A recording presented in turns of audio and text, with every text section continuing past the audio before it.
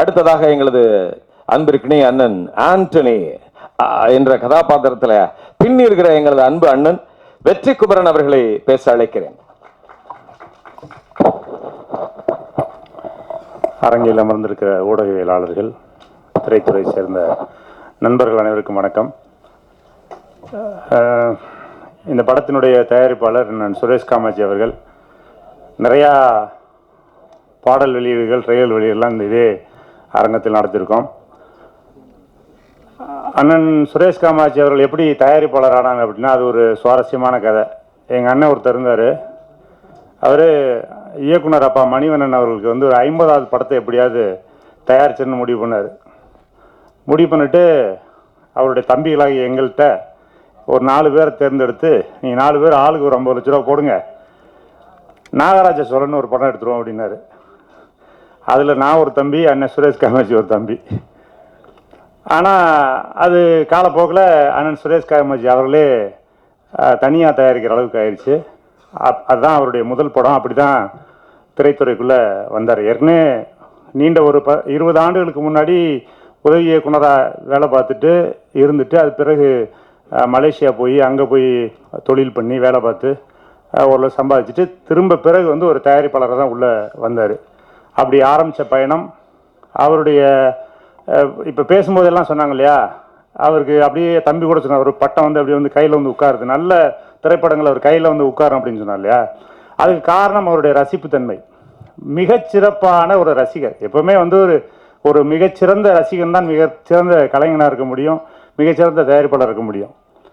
80கள் 70 80 90களில் இருக்கிற எந்த படமாக இருந்தாலும் அந்த படத்தோட பாட்டு சொல்லுவார், அந்த படத்தை பாடுவார், வரி ஒரு பிழை இருக்காது. அது யார் இயக்குனர்னு சொல்லுவார், யார் நடிகர்னு சொல்லுவார், யார் கதாநாயகி எல்லாமே சொல்லுவார்.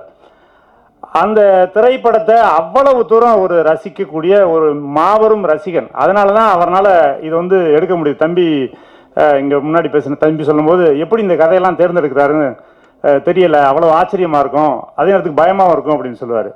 இந்த படமும் சரி, அண்ணன் தம்பிராமையா அவர்கள் தான் இந்த கதையை தம்பிக்காக, உமாபதிக்காக சொன்னார். சொல்லும் பொழுது அந்த அறைக்குள்ளே முதலாக சொல்கிறாரு, நானும் அண்ணன் சுரேஷ் காமாட்சி அவர்கள் தான் கேட்குறோம். கேட்டு முடித்தவுடன் அண்ணன் தம்பிராமையா அண்ணன் ரெஸ்ட் ரூம் போயிட்டு வரேன்னு போனார். அதுக்கிடையில் நாங்கள் சும்மா அந்த 1 நிமிட இடைவெளியில் பேசிக்கிட்டோம். எப்படிண்ணே இருக்குது அப்படின்னாரு அண்ணன். அவர் கேட்டார், என்னைய ரொம்ப சிறப்பாக இருக்குண்ணே, பண்ணலாம் அப்படின்னு. அவர் ரெஸ்ட் ரூம் போயிட்டு வந்தோடனே, அண்ணே படம் பண்ணுறோம்ண்ணே அப்படின்ட்டார். ஒரே தடவை தான் கதை கேட்டார். வேறு நீங்கள் போயிட்டு வாங்க, நான் நாளைக்கு சொல்கிறேன், அதுக்கப்புறம் சொல்கிறேன்லாம் இல்லை. கதையை கேட்ட அடுத்த நிமிஷம் படம் என்னைக்கு நம்ம ஆரம்பிக்கலாம் அப்படின்னு கேட்டார். அப்படி ஒரு தாக்கத்தை ஏற்படுத்தின அந்த கதையை அண்ணன் தம்பிராமி அவர்களும் சொன்னாங்க. அண்ணன் ஹுமாயூன் அண்ணன் இல்ல திருமண விழா நாங்கள்லாம் கும்பகோணத்தில் இருந்தோம் இந்த படம் எடுக்கிறதுக்கு முன்னாடி. இரவு தங்கியிருக்கும் போது அந்த விடுதிகளில் நிறைய பேர் தங்கியிருந்தோம். அப்போ என்னோட நிறையா தம்பிகள் கூட இருந்தாங்க. அவங்கெல்லாம் சினிமானா என்னென்னு தெரியாது, சினிமானா பிடிக்காத கோஷ்டிலாம் இருந்துச்சு. அப்போ திடீர்னு அண்ணன் தம்பிராம அண்ணன் எதிர்த்து ரூமில் தான் இருக்காங்கன்னு நான் ஃபோன் பண்ணி கூப்பிட்டேன். அண்ணன் இருக்கீங்களா, ஓய்வாக இருக்கீங்களா, பேசலாமா அப்படின்னு. நானே வரேன் தம்பின்னு வந்தாங்க. வந்துட்டு ஒரு 20 நிமிடம் அந்த கதையை சொன்னாங்க. சொல்லும் பொழுது அந்த சினிமா வாடையே அறியாத, சினிமானா தவறு, சினிமா தப்பு, சினிமா பார்க்கவே தியேட்டர் பக்கம் போகாத அந்த கோஷ்டிகள்லாம் 20 நிமிடம் அப்படியே ரொம்ப ஃப்ரீஸ் ஆகி அப்படியே ஒரு மாதிரி ஆயிட்டாங்க. என்னங்க நீங்கள் இது இப்படி தான் படமாக இருக்குமா அப்படின்ற மாதிரி அந்த காட்சிகளை பூரா அப்படி கொண்டு வந்த விதம் அப்படி ஒரு அவர் அப்படி சொல்லும் போதே இந்த படத்திற்கான வெற்றி அங்கேயே உறுதி பண்ணப்பட்டுச்சு. அந்த இடத்துலயே கைத்தட்டினாங்க, கிளாப் பண்ணாங்க. அப்படி ஒரு அருமையான கதை, அதை கொண்டு வந்த விதம். இந்த கதையை இயக்குனது தம்பி உமாபதியை எப்போ பார்த்தாலும் எனக்கு பார்த்தோன்னா ஒரு மாதிரி ஒரு ஃபீல் வந்துடும். என் பையன் மாதிரியே அப்படியே இருப்பான் உமாபதி. ஏன்னா அந்த ஃபிசிக்கு, அந்த உடற்பயிற்சி செய்யணுங்கிற அந்த ஒரு டிசிப்ளின், அந்த வாழ்க்கை முறை எல்லாமே என் பையனை பார்க்கும்போது அப்படி உமாபதி பார்க்குற மாதிரி இருக்கும். உமாபதி அதை இயக்கிக்கிட்டு இருக்கும்போது, இப்போ நாங்கள்லாம் ஒரு பெரிய நடிகர்கள் கிடையாது தானே, சின்ன சின்ன கதாபாத்திரங்கள்லாம் செஞ்சுருக்கோம். அப்படி நடிச்சிட்டு இருக்கும்போது ஏதாவது ஒரு சின்ன தவறுனா இல்லை இம்ப்ரூவைஸ் பண்ணுறதுனா அந்த ஷாட் முடிஞ்சோன்னா உடனே ஓடி வருவாப்ல, அண்ணே வாங்கினேன், ஓரமாக கூட்டிகிட்டு போய் அண்ணே இது இப்படி பண்ணுங்கண்ணே, கொஞ்சம் மாற்றுங்கண்ணே, இப்படி பண்ணுங்க நல்லாயிருக்கும் அப்படின்னு.